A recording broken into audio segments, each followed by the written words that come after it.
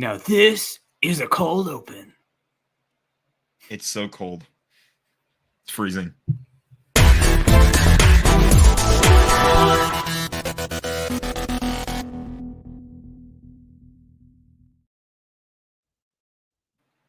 This is a good time to mention that Mr. Joe Shiesty is 0-3 and bottom of the AFC North.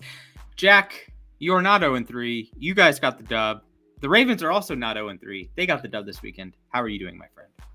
Well, as you can see, there is no name change. When you get on IR, you're required to stay there for 4 weeks. So I have to deal with that for a little while. But we're on the board. It's awesome. I have plenty of thoughts, and we'll certainly get into them later on when we tier list the teams. But it's been a fun weekend. I'm pretty hyped to see what next week has to offer too. So, but just in general for like my sports teams and stuff that I follow, it's been really fun. So.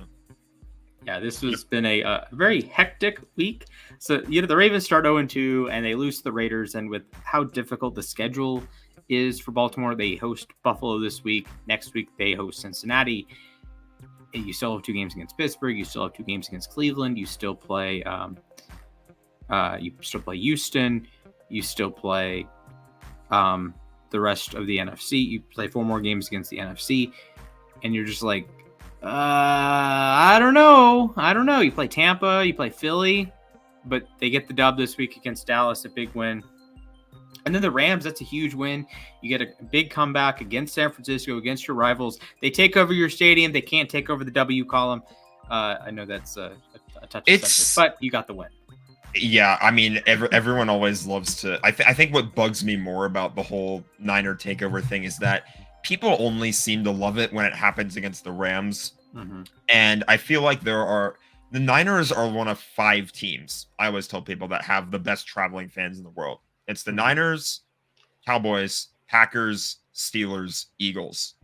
Yeah. I think those are the top 5 in terms of traveling fan bases. I've seen Vegas games where I think it was like a Sunday or Monday night football game, or maybe it was Thursday. I don't even remember. There was like a primetime game where the Raiders played the Steelers in Las Vegas, and Pat Freiermuth caught a pass, and you could hear the move going throughout the whole stadium. And it's like people only seem to love it when it gets brought up between Niners Rams. And even still, I don't think it's as lopsided as the pictures see. Mm-hmm. But that's just my opinion. That's in California. It is.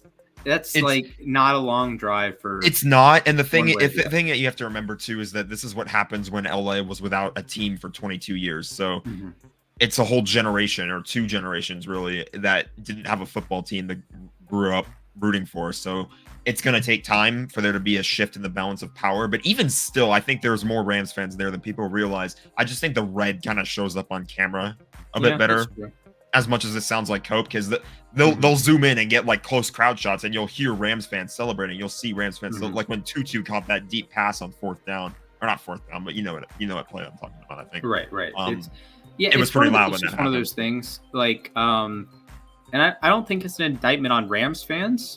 I think now Chargers fans, yes, it's an indictment on Charger fans, but I think it goes to show how great the Niners fan base is, the Steelers fan base is, the Packers fan base is, Dallas fan base. Like, it just is to me, that's a positive in their direction. Yeah. This is not exactly a negative for the Raiders and Rams. Now the Chargers, we can bash them 24/7, 365. But I think the Rams have a perfectly fine fan base. And I think the Raiders have probably a top half fan base. It's just they're in the wrong city. Yeah. One thing I will say though, what I think should be viewed as a bit more of an indictment is if you're a fan and you're gonna sit at home and not even make an attempt to go to the game, then don't bother complaining about the attendance if you're doing nothing to help. Like obviously some people are gonna say this too. Like I have the excuse of money's a little bit tight. Getting a ride can sometimes be tricky for some people too. So it's like in some circumstances, sure, but. Yeah. If you're going to sit there at home and choose not to go to the game and you're going to complain on social media, the attendance for my team sucks. I could do better. We can do better than this, guys. Like, just go up to the game. Yeah. Make it work. If you can figure it out and you can get to the game, help your team out. Yeah, absolutely. That's one of the tough things. And we will talk about the Rams and the 49ers in a little bit. We have a different LA player, if you will. Superstar. Yes. Generational talent in a different sport. Yes, and of course, which there's a couple options there too for LA. Yeah, but, I was gonna say, of course, we're talking about LeBron James here, or we're talking of course, about Anthony Davis. LeBron James. Now we're talking about Mr. Shohei Ohtani. Between the last episode, it happened a few days ago, but between the last episode and this episode, we missed it. Shohei Ohtani has officially reached 50 home runs, 50 stolen bases. He's currently up to 53, 55 actually. So 60-60. Some people were joking about it, but not out of the realm of possibility. Mm-hmm. So, brief history lesson for the baseball fans among us. History of the 40-40 Club. We start with 1988. We have Jose Canseco, the original, one of the two original Bash brothers with Mark McGwire. 42 homers, 40 steals for the 88. Not World Series champion Oakland Athletics. They lost to a certain Dodger team last time they won a Reader World Series. Kurt Gibson.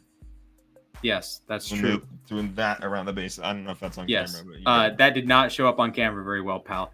1996, Jack's favorite player, Barry Bonds, also goes 42 home runs, 40 stolen bases. Barry Bonds, the one of 3 players in the history of the sport to have a 50 homer season and a 50 stolen base season. He did, of course, not do that in the same year. We will get to someone who did. Also, Brady Anderson. Number 3, Alex Rodriguez, 42 homers, 46 stolen bases for the 98 Mariners. Unbelievable season. And, by the way, he was playing shortstop. Absurd production. Number 4, Alfonso Soriano, the black sheep of the group, if you will. 46 home runs, 41 stolen bases. His one season in the nation's capital, he goes 40-40. Was like 6th in MVP voting, too, which was funny.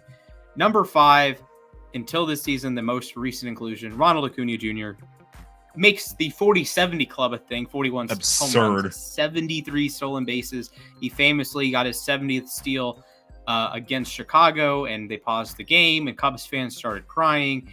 He famously got to 30-60 with a grand slam in Los Angeles, which was one of the highlights of the season. Acuna, of course, won National League MVP. And now we have the 2024 MVP, in all likelihood, Shohei Ohtani, who has 53 home runs and 55 stolen bases. He went absolutely bananas. He had one of the greatest performances of all time in a single game with 3 home runs, driving in over 10 runs, 16 plus total bases, and stole a couple bags. So absurd. He was 6 for 6. Absurd stuff from Mr. Shohei Ohtani. So he joined the 40-40 club. 40-40 club. Shohei joined the 40-40 club with a walk-off grand slam in LA, and then he just went and casually had one of the most absurd nights ever in MLB history to get to 50-50. And it's like I wasn't sure he was going to do it that day too, because he had to hit 2 home runs in the same game to get to 50-50, and then he just hits 3. Like, it's no big deal. So I'm still mad that I lost a significant chunk of money because I bet him to hit home runs and steal a base in, I think, 3 out of 4 of the Braves-Dodgers games. And of course, I think we lost you there.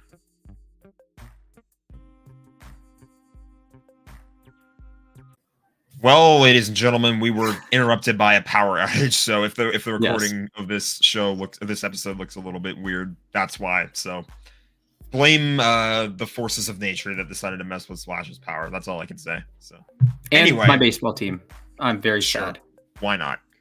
They are okay. Listen, Mother Nature. We have beef.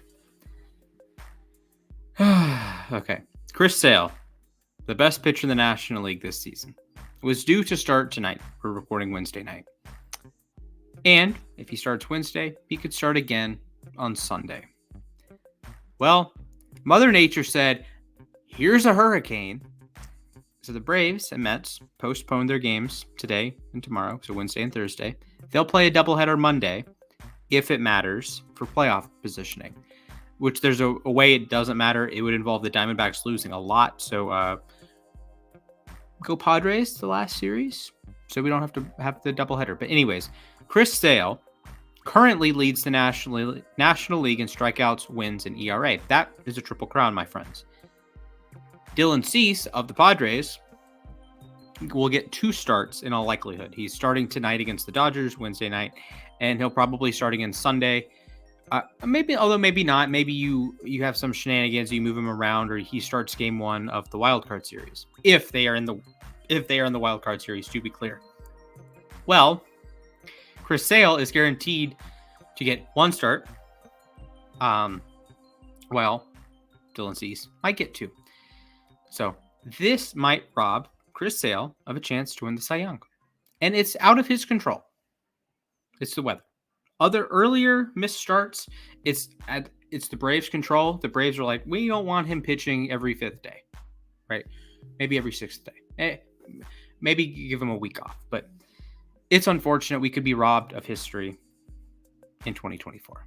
I love how that little joke about Mother Nature ended up leading to your tangent, but it is a valid concern to have. Like, how stupid is that he might get robbed of a Cy Young because a game gets ranked? Yeah, he's going to win the Cy Young in all likelihood. That's not the issue. It's just winning the Triple Crown or not. Okay. Well, we were talking about Shohei. I was going to bring up before the power outage, I was going to bring up how the fact that it was absurd that he managed to do this on Tommy John surgery recovery too. And you have to also think about all the circumstances that happened with Shohei at the start of the year too, because this guy's starting the year out. Obviously, there's all kinds of hype with him being on the Dodgers, and then his interpreter for the last, I don't even know how many years, basically since the start of his career, I'm pretty sure, hired by the team, and it turns out that he's been stealing from him. So you have to deal with, like, imagine how that must feel to know that, like, somebody that you, like, really trusted as your friend was going behind your back and robbing you in secret to fuel a gambling addiction. Like, I don't know how you can manage. I don't know how Shohei managed to recover from that, to, like, get back to playing baseball the way he has, but he did it. And it's like, just, I don't know. It's just crazy to think about that type of circumstance and how he managed, and, like, on top of the surgery and, like, the Tommy John recovery and everything. And it's just like, geez, this guy's built different. Yeah. I will say it is a unique situation. And for those who think this is repeatable by Ohtani, I have lots of pushback. There's no way the Dodgers are letting him run if he's their starting pitcher. It's as simple as that. Even his high water mark with the Angels was, I believe, 26, and that's not even halfway to where he is now. And, you know, maybe he can get to 30, but I would have to imagine the Dodgers will have a very long conversation with Ohtani this offseason and say, hey, home runs are great. You're going to pitch for us, but you can't be trying to steal 60 bags. And it's just like a business thing, because they are paying him $700 million over a long, long, long time. Exactly. So, yeah, I don't think this is like a Mike Trout thing. Aaron Judge, his stolen bases are down a little bit from where you might expect a player of his caliber. And star players have this, like, shtick, like we showed in the 40-40 graphic. There's only 6 of them. And you think, well, why not a Willie Mays? Or why didn't Barry Bonds or A-Rod do it multiple times? Well, when you're that good, when you're talented enough to go 40-40, teams recognize that and say, hey, you know, stolen bases, home runs, great. You can hit all the home runs you want, but stolen bases are risk reward, both in terms of getting a base versus making an out. But they're also, like, Ronald Acuna tore his second ACL on the base paths. Like, he's, you know, dancing around second base, potentially going to go steal third. He's stolen bases like that before, and he tears his ACL. So unfortunately, that's probably the end of Acuna being a 50-plus stolen base guy. And that's just one of the pieces in the calculus you have to consider. So now I'm sad. That sucks.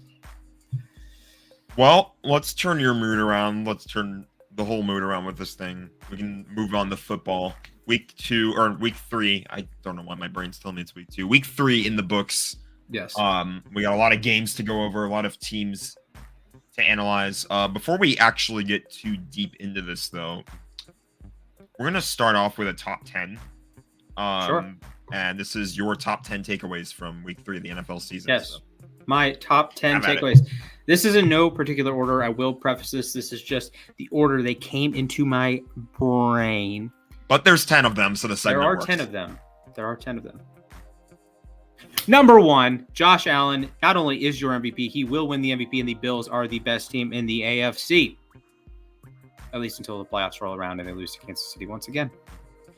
Number 2, Cliff Kingsbury will get a second head coaching gig in the coming years. He has Jaden Daniels and the boys balling out. I know they only kicked field goals against the Giants, and I know it's the Giants, and I know it's the Bengals defense, but unfortunately, Cam Taylor-Britt, it's an NFL offense, and they are running it really well. Last time I checked, having no drives end in a punt or turnover or failed fourth down is good. I understand a lot of those are field goals, but guess what? They are scoring points, and points, that's the name of the game. Number 3, the best team in the National Football Conference is the Minnesota Vikings, and that is thanks to one evil genius, Brian Flores. That defense is legit. Sam Darnold's been very good. I can't fault him there. He's missing Jordan Addison. He's missing TJ Hawkinson. Justin Jefferson's a maniac. Offensive line's been fine. But that defense, that is a scary, scary defense to face because they blitz and they are aggressive. And aggressiveness wins. Aggressiveness makes the other team make mistakes. And this is when you're a baseball fan, you say, oh, put the ball in play. This is the positive to putting the ball in play, unless you're Miguel Rojas and you hit into a game-ending triple play. Sad. That was catastrophe. I did not sleep at night. That was really bad. That was fun. We can talk about that another time. Number 4. Dominance on the ground will be the story of the season. There are a couple teams. I'm looking at you, Cincinnati and Dallas. We're going to talk about you in a moment. You can't stop anything on the ground. And looking at some of the best teams in the league, when you run the ball and you're successful at running the ball, you win games. Baltimore ran all over Dallas. Kansas City has been running all over teams, even with Carson Steele, who, by the way, is an industry plant. Someone hired a hit on Isaiah Pacheco. I feel horrible for Isaiah Pacheco because Carson Steele is a plant. He is an industry plant. He's an industry plant. It's as simple as that. It is the I do like Lil Nas X, but he's an industry plant. Carson Steele is an industry plant. That should be one of my takeaways, but it's not. Number 5. In a wobbly NFC South, Andy Dalton gives Carolina a fighter's chance. Atlanta has the same issues they always have. Tampa, why are you pooing your pants against the Denver Broncos in 2024? And the Saints, Clint Kubiak apparently is not the end all be all for solving murder in the city of New Orleans. So hey, Andy Dalton, Red Rifle. The offense looked really good. I know it's against Vegas, but the offensive line has played pretty well, all things considered, for 3 weeks. It's much better than Bryce Young. We'll get to Bryce Young here in a minute. Number 6, the 2020 Steelers are back, but better than ever because they have the offensive weapons that can move the football and score points. I know they haven't scored a whole lot, but they have played three pretty decent teams. So Calvin Austin, George Pickens, got the 2 running backs, got Moose, got a good offensive line. They're rolling. Number 7, Malik Willis is the lamp post for Bryce Young for him to get out of his funk. Or you can look at Sam Darnold, you can look at Baker Mayfield. But Malik Willis, shout out to Malik Willis, a true professional. There was maybe a Titans media reporter. Do you have any ill will against the Titans for letting you go? He's like, nope, they gave me a chance. I respect them. I respect everything they did. Big props to him and big props to how Malik Willis is playing football at the moment. I have bashed him on this very show. Even last week, I was bashing him. Mad respect to the Liberty Flames legend. Number 8, Cincinnati and Dallas. We're back. You got to figure out the defense. Your offense is way too talented to be 1-2 if you're Dallas, 0-3 if you're Cincinnati. You got to figure it out. You can't let Jaden Daniels in Washington score on every single possession they have the football. You can't lose to the Patriots week 1 like that. Figure it out now. Number 9, staying in the NFC East. Like a good neighbor, Malik is there.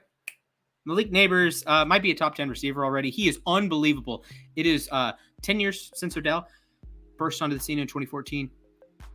LSU players on the Giants. Just do it more, frankly. Just do it more. Malik Neighbors is unbelievable. Number 10. This is close to home. Cincinnati and Baltimore. Trade your number 2 weapons when you have the opportunity to do so. T. Higgins is... What's the point of T. Higgins right now? He's your wide receiver 2, but he acts like a wide receiver 1, but he's not the wide receiver 1 because you have freaking Jamar Chase. So you have a 1B, but he's... You should have traded him. You should have traded him, tried to trade him to Carolina for the 33rd overall pick. Trade T. Higgins. And Baltimore, I have his jersey hanging in there. I was debating wearing it, but I'm going to wear the 2-time MVP. Mark Andrews. Trade Mark Andrews. You have 2 tight ends you were using more often than Mark freaking Andrews. Mark Andrews, a 2021 All-Pro, a guy who we come into the season. Oh yeah, he's a top 3 tight end. He might be better than Kelsey if you think Kelsey's washed. Mark Andrews is washed. Mark Andrews isn't blocking in the run game. I don't know. I think both the Bengals and the Ravens missed the opportunity to trade Higgins and Mark at the top of their value, and you're missing out on.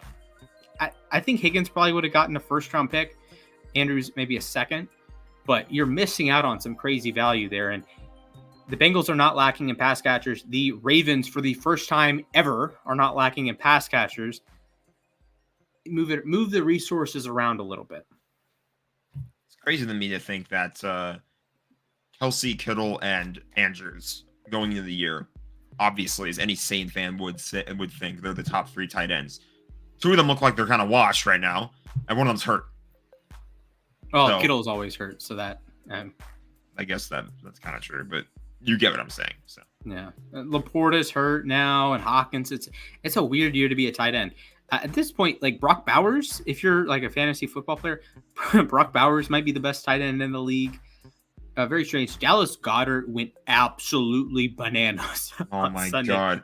170. Woo, boy. His fantasy points for me might have saved my game. That and whatever the Commanders did, Terry McLaurin did on Monday Night Football. I pulled off a ridiculous comeback in fantasy. It was insane. We were down by like 10 points, I think, at one point on Monday. It was like a 2-point difference between me and my opponent. And then when we go into Monday night, my opponent takes like a 10-point lead, and somehow we storm back into the game and pull off the win. So it was war in fantasy, but it was really fun. This war every week. Yep, that's how it be. All right, let's jump into the tier list. As you guys know, we like to recap the week by going through each team on the tier list, determining where they lie in the pecking order. So this is where things stand right now. Heading into the week, to be clear. Heading into the week. I'm going to go ahead and clear everything while you talk about something. Yeah, absolutely. So Kansas City is the best team in football by proxy. But I think if we just ignore, based on how teams have played in 2023, the Chiefs are obviously not 1. They're probably like closer to 10. Probably if you look where people will have the Vikings or people will have the Steelers in their or in their rankings right now, that's where I would put the Chiefs if you're just ranking how they've played this season. You could make a reasonable argument Baltimore's been better. Baltimore's 1 and 2. You could maybe make an argument San Francisco's been better and San Francisco's 1 and 2. It's just weird. But Kansas City is the best team in football. They're going to be number 1. We can just throw them up there. We can might talk as well. about Atlanta as well. But it's so different from how they had been elite. They had been elite for a long time, 15 throwing to 10 and throwing to 87. Well, 15's still there. 87 is washed. Andy Reid's still great. Pacheco, of course, is out because you have industry plant Carson Steele hired to hit on him. And I don't know, they just win games. And it's sort of, Nick Wright was comparing it to the Patriots. And like, yes, in a lot of ways. And I think the operative word here is luck. And not in the sense of like fortune or misfortune. Yeah. Like, I'm not saying the Chiefs are particularly lucky or particularly unlucky. They are just always in a situation that it looks like luck when they win one of the games, right? It's a blown PI call against Cincinnati or a blown PI call. Atlanta should have scored. Okay, maybe you're right. Or it's lucky Isaiah Likely's foot was out by a yard. But when you're the Chiefs and you're in these games all the time, you find a way to win these games. What people don't understand is the Ravens game, they could have stopped him on the 2-point conversion and won anyways. The Falcons game, you're giving Patrick Mahomes the ball back with like 4 minutes left. Those aren't like guaranteed losses by any means. They probably still win both of those games. And in the Cincinnati game, Mahomes makes the great play on 3rd down that gets nullified by a penalty. So they actually made the play. It gets nullified by the penalty. Then they try to get on 4th down. Then they convert via penalty. So there's sort of like the give and take there. So like just Kansas City is always in the situation. They always come through. Yeah, it's as simple as that. That's basically what I said. That's what I've been saying about the Chiefs. Is like they don't always have to be the greatest team on the planet when they find a way to win games. Yeah, they just have to be better than their opponent on that day. Yep. And they are that as often as any team in NFL history. And I got to give them props for that. At least current NFL history. Yes. Well, hey, they've won 3 Super Bowls now, so you can talk about ever.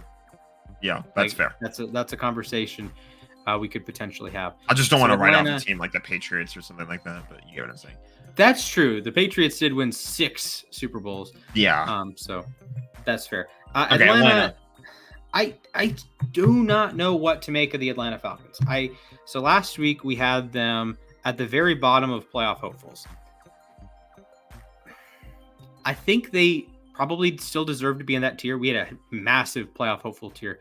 I wouldn't be opposed to putting them at the top of regular season Warriors, but they're just, I don't know. They're missing something. It's a team with all this talent, and we talk about the talent. We talk about the Bijans and the Drake Londons, the Kyle Pitts, and the defense. I like the defense. I still like the defense. The defense, I have no issues with the defense. Yeah. But the offense just simply isn't good enough. I think it's fair to put them in playoff hopefuls just because it feels like they're just missing that one something, and maybe they find it throughout the rest of the season. Who knows? So maybe I think playoff hopefuls is fair, but they'll probably be below teams. So. Mm-hmm. Yeah, they'll probably be right at the bottom of the playoff hopefuls. Houston, San Francisco, and actually these 3 teams. I'm out. I don't want to say I'm out because that would be disingenuous. Houston, San Francisco, and Detroit. We don't have to put them all together, but what are we doing? What are we doing? You're supposed to be good football teams. Why are you losing to the Minnesota Vikings by 27? Houston, San Francisco, why are you blowing leads to a team that has no wide receivers? Oh, they got one wide receiver in a home game. Detroit, Jared Goff is not the same. And I made a point, I think the first show we were back, that Jared Goff plays 15 games indoors this season. And it's 15 games indoors or in Tampa. So Tampa is obviously not indoors, but it's a warm weather environment. And he's been pretty bad. So I'm down on all 3 of these teams. We'll talk Houston first, but Stroud looked like a mess. That defense didn't look particularly good. They just got annihilated by Minnesota. So I'm dropping them to playoff contenders. They're going to win the division, but I haven't really thought of the Vikings as contenders. Granted, obviously that completely flipped in my opinion, but I think it's fair to knock Houston down a tier. Yep. And I think San Francisco should also be in that playoff contenders tier. Part of its injuries. Who did? Oh yeah, Houston. Houston played Minnesota. They lost by 30. Minnesota. My matchup.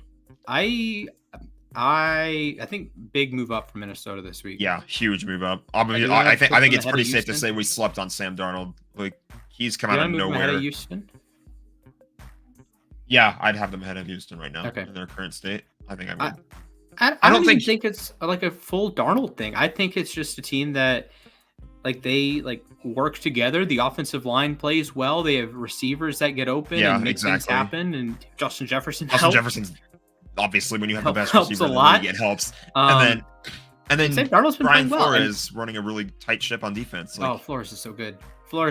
I love aggressive defensive coordinators because the Vikings play defense like they have nothing to lose. When they could lose the football game and they are just blitz.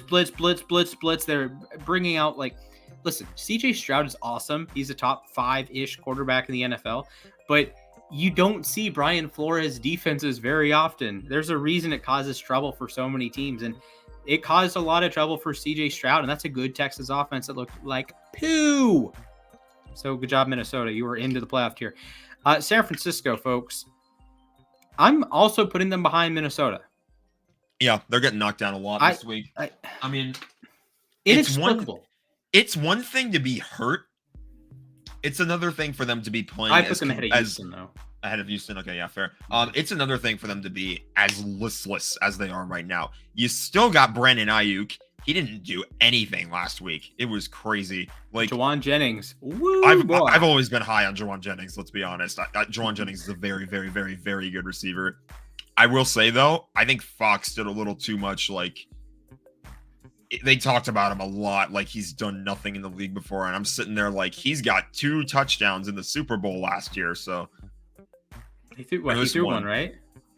Did he? Yeah, I think he did. I think, yeah. So, yeah, he was involved in multiple Super Bowl touchdowns. I don't know why we're talking about this guy like he's completely new to the league. Like, Jawan Jennings has always been a baller. I wanted the Rams to sign him this offseason. So he's a good player. He's yeah. Like we have the conversation, or people have the conversation. Well, he would be the best wide receiver 3 in the league. Well, Jawan Jennings is probably the best receiver 3 in the league.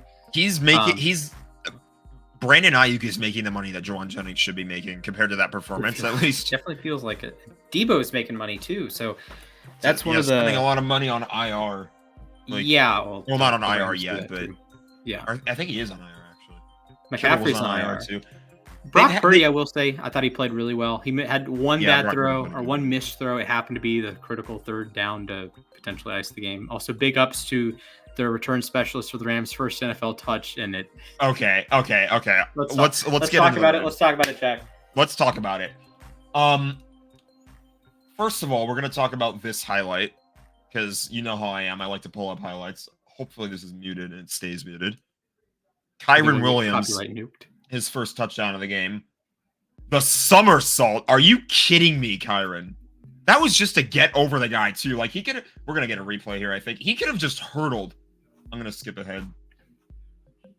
He could have just hurdled over the guy, and instead, because the guy's diving at his knees, his legs in that area, and instead he hurdles and like does a front flip. Hey, whoa! That is all pro Talanoa Hufanga, by the way. Yeah, he did a whole lot of nothing in that game. Well, you know what he did do was he hit somebody's helmet after the play was over. I think he might have actually hit Kyron's helmet while that play was over. So, shout out Kyren Williams. He also had the hat trick.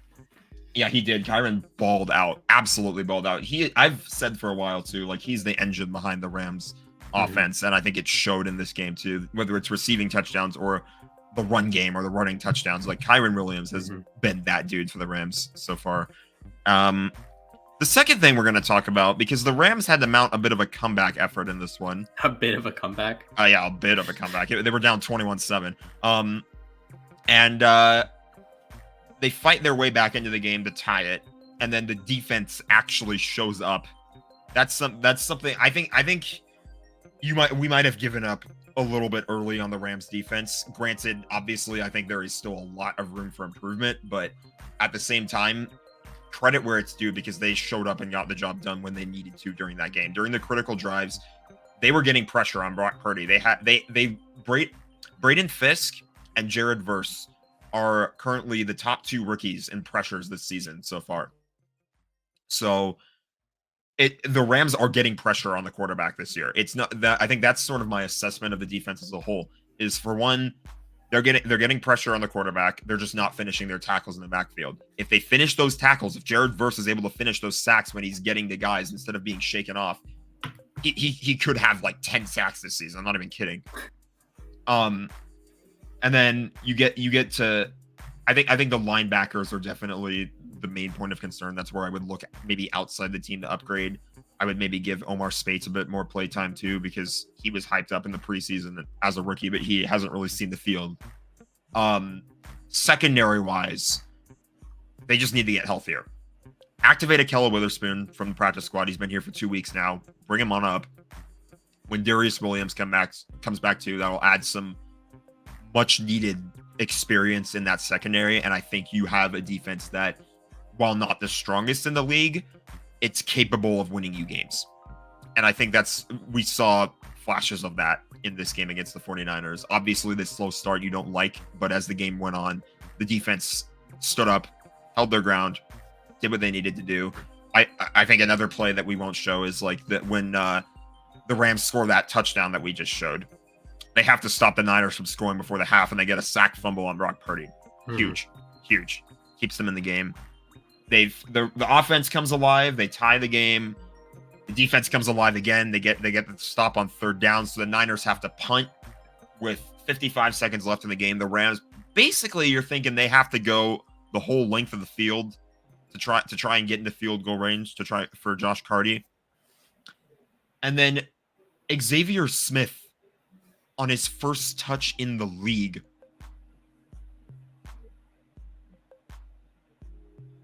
He's not calling for a fair catch.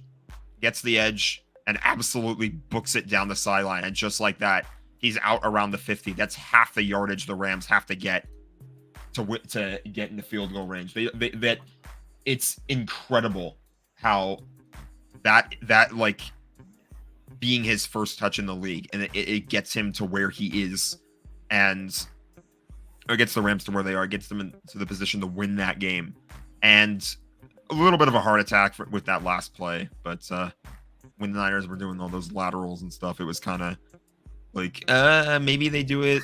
They had a chance. They got pretty far down the field. I was a little bit concerned, but I'm willing to put the Rams in playoff hopefuls. I think if they're playing the Bears this week, the Bears don't. I'm not gonna say definitively they win that game, because obviously there's a lot of factors. But thank God they get a game in Chicago in September for one thing, so it won't be freezing cold. And yeah, the Bears. I don't think Caleb Williams concerns me right now at this moment. I still want to see some more from the defense, but they have something to build off of. I think we gave up on the defense a little too early. You can't give up 2 weeks into the season. So, okay, you can move them ahead of Atlanta. I think that's fair. Yeah, but yeah, I think they are. Is it letting me move them? I can move Atlanta behind them. There you go. But yeah, I think the Rams are a few pieces away. Once they get healthier as the season goes by, they get the week 6 bye, which we thought would be a curse. Turns out it's a blessing. So I think it's a little too early to write the Rams off. Obviously, with Matthew Stafford playing the way he is, I mean, don't count him out. Fair. That's fair.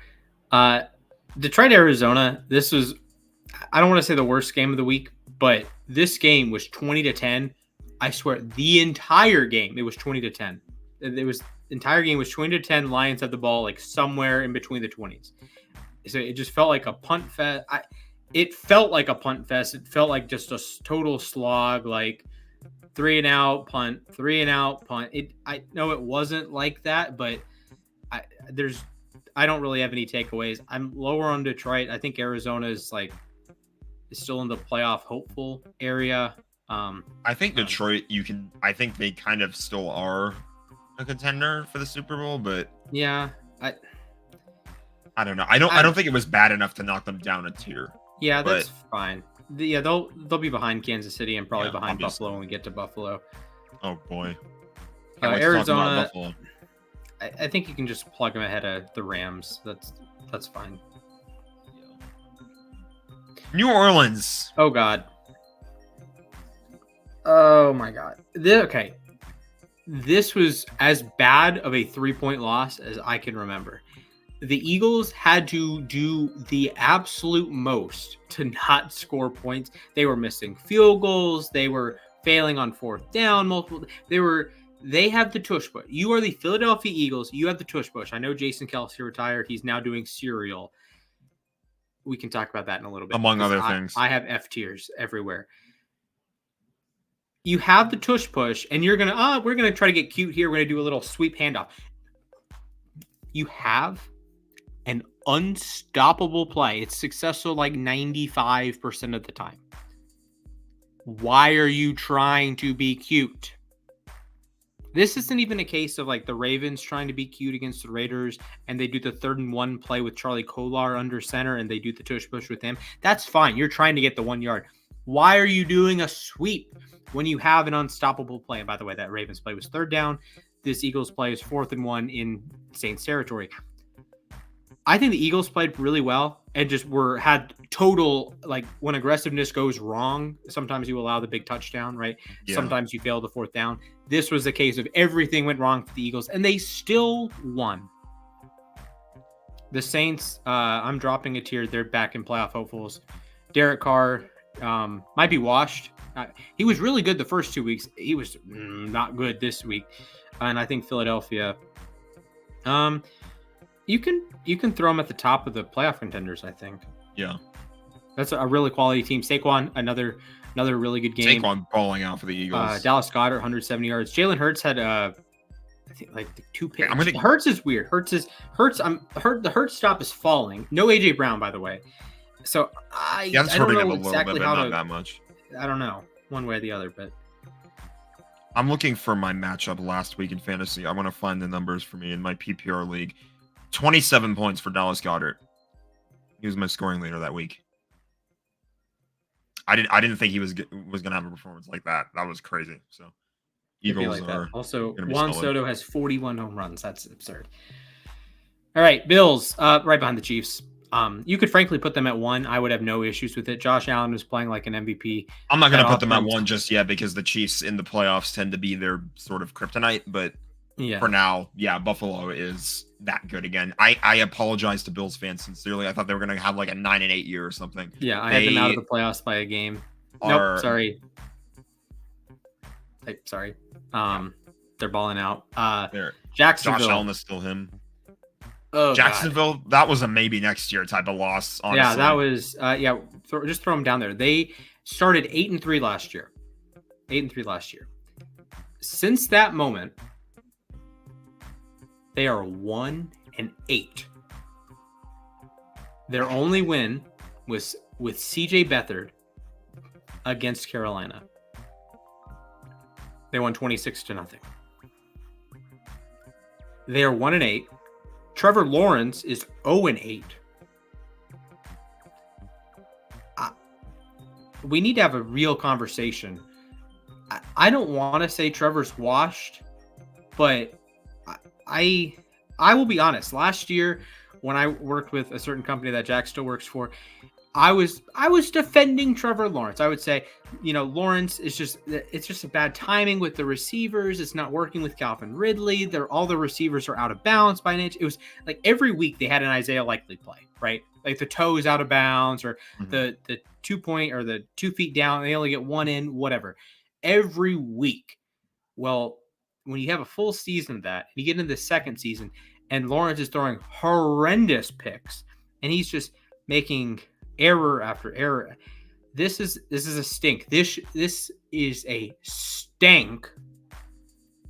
I didn't think the Jaguars were going to be particularly that good this season, but yeah, I didn't either. I didn't. They really are that high, way lower than anything I could have possibly imagined. This team stinks. I'm pretty sure my prediction for the Jaguars was like 2-15. It was not great, and that 2-15. That's a little wild. But... I mean, after last night, that felt pretty accurate. I don't think they'll play that bad all year, but that was a preseason prediction. So, but it's kind of funny to me because my timeline recently, I saw somebody bring up the infamous Rams-Jets game from 2020 where the Jets won by a field goal, and that basically, it was a failed comeback attempt for the Rams, but you get what I mean. And it's kind of funny to think how that changed the course of history because if the Jets lose that game, the Rams probably don't end up with Matthew Stafford, and the Jets probably end up drafting Trevor Lawrence first overall.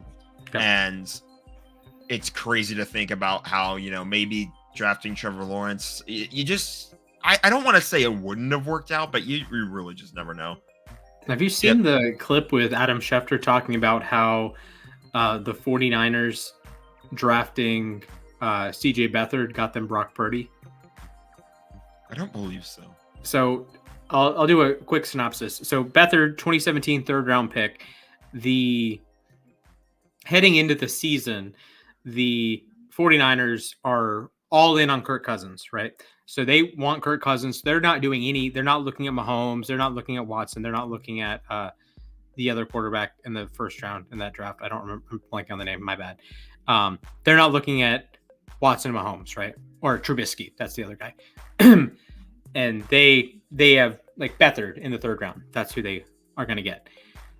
Well, New England calls them and says, "Hey, we got to get rid of Jimmy Garoppolo." I did see that. Yeah, actually, I remember this now. So they trade for Garoppolo. So Garoppolo is going to be the starter in theory, and they get Beathard. So you don't get Mahomes, you don't get Watson. And a couple years pass, and Mahomes, of course, wins a Super Bowl against San Francisco. But when Beathard leaves, the 49ers get a 7th-round comp pick, which becomes Brock Purdy. Also, drafting C.J. Beathard probably netted you George Kittle, too, because they were a quarterback tight end duo at Iowa in college. So it's fun. I remember seeing that, and it was funny to think about that, too, because they also were in on Stafford after he requested his trade, and then they had Jimmy Garoppolo. And so it just, I find it funny to me how, like, the Rams eventually ended up with both quarterbacks. So what a goofy situation. I think it's a little dumb, honestly, to abandon. Like, if you like are zeroed in on one guy and you're like, we want this guy to be our long-term quarterback. We want to throw money at him in the offseason, and then New England comes calling and says, "Hey, we need a new home for Jimmy Garoppolo." So yes, and they just completely derail their long-term plans. Granted, it worked out for them because they did get Brock Purdy, but still, I just find that funny how they completely shifted gears, and it still hasn't really resulted in anything. But they got a quarterback, so they do be like that. All right. Baltimore up next. I will allow you to once again get up on your soapbox. Yeah, I thought it was a good win. I wouldn't put them back in Super Bowl contenders yet. Maybe if they beat the Bills this week, but I think they're top of the playoff contenders right now. The fourth quarter stuff is so weird. Figure it out. You shouldn't be this bad in the fourth quarter. I don't get it. Although I will say, Mike McDonald, the previous defensive coordinator, had exactly the same issue in 2022, his first year on the job, with huge blown leads against Miami week 2, Buffalo week 4, Giants week 6. So you have this rocky start. You're blowing leads left, right, and center. So Zach Orr, defensive coordinator, just get one stop, and you cut it off. Or also, Justin Tucker's washed. We had this conversation last week. He's washed. He's missing kicks from inside 50 yards indoors. I don't know what happened to Tucker. That sucks. That sucks to watch. Literally the best kicker in history, basically. The most accurate kicker in the history of the sport. And it's tough to see. Brandon Aubrey exists. Brandon Aubrey's unbelievable. He is the only reason I'm not totally out on the juju. He's the only reason I'm not totally out on the Cowboys. He's unbelievable. I'm surprised. No, the quintessential Brandon Aubrey moment. The Cowboys tried a 65-yard field goal. It wasn't the end of the half. It wasn't the end of the game. It wasn't to tie or win the game. It was just a random kick in the first half. Just we're at the 48. We could punt. We could go for it. We're gonna kick from the 48-yard line. Bang. Never a doubt. He's the only reason I'm not out on the Cowboys, because they have a guy that can. They can, if they're at home, they can score from inside 70 yards. The Cowboys, I'm fine sticking them in the middle of playoff hopefuls, just because they're so inconsistent. They had a good start to the year against Cleveland, but then they fell apart against New Orleans, and like in this game too, they were down big and they almost pulled off a comeback. So I mean, I'm not. Yeah, I mean Aubrey too, I guess, but like the Cowboys as a whole, between the Saints and Cardinals. Yeah, like it's. I don't know what to make of them right now. Like Dak is good, and CD they had the fumble in the red zone. Lamb fumbled, and they can move the ball, but their run game is disastrous with Zeke and Pollard's in Tennessee. Rico Dowdle is getting touches for them. It's like I don't know. They aren't a well-rounded football team, and defensively they have quite literally a 29 run defense grade. As a team in 3 weeks. This is not just bad. This is generationally bad. Like with PFF, take it or leave it with PFF. That's fine. I'm going to defend this one. Do you realize how bad you have to be to get a 30 PFF grade over any extended run of play? There is very few individual games fewer than a 30 PFF grade. When you have the entire team, all of them get clustered into the 60s, really. It's the maybe mid 50s to like low 70s generally. Then the superlative teams are in the 80s, especially later in the season. And the really bad teams might be in the 50s, and depending on the stat, or like if it's coverage or run defense, whatever it may be, depending on how your unit is. The Cowboys, through 3 weeks, have a 29 PFF grade. That means they have been awful all the time. It's not just awful some of the time. That's why you get a 50 grade. That's like Jamarcus Russell, for example, has like a 50 PFF grade for his career. Jamarcus Russell, colossal bust, disaster. As bad as you might as well have lit the pick on fire. You might as well have just forfeited the draft pick, and it would have been better. And you're tiers lower than that, even though you have more snaps than Jamarcus Russell had, because it's a whole team over 3 weeks as opposed to one quarterback. It is outrageously bad. If you are any team, they played the Giants this week. Listen, the Cowboys own the Giants. They always beat the Giants. I would not be shocked if Devin Singletary had like 125 yards and Daniel Jones had like 50 yards, and they get 1 or 2 big plays to neighbors and they win the game. I would not be shocked. And that is unbelievable to me.